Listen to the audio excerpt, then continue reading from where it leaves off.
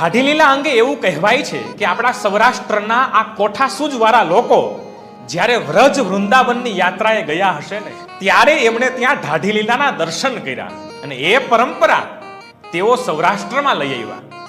પરંતુ આપણે જેટલી સરળતાથી આ ઢાઢી લીલાની વાત કરીએ છીએ એટલો ઢાઢી લીલાનો વેશ ભજવવો સરળ નથી. કારણ કે ઢાઢી લીલામાં જે પદો ગાવામાં આવે છે ને એ પદો વ્રજ ભાષામાં લખાયેલા છે અને એ પદોને શાસ્ત્રીય રાગ રાગીણીમાં ગાવાના હોય છે કે પતિ તુમ જાવો નંદરાયજી પ્રગટ ભયે સુકુમાર માગો યસો દાન અબ ફિર ફેર ન પાની પસાર.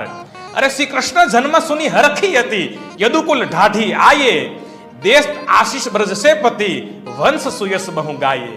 આવા પદો છતાં પણ એ કલા પ્રેમી લોકોએ ખેતી કરતા કરતા આ પદોને કંઠસ્થ કર્યા અને ભક્તિ ભાવપૂર્વક મંડળ બનાવી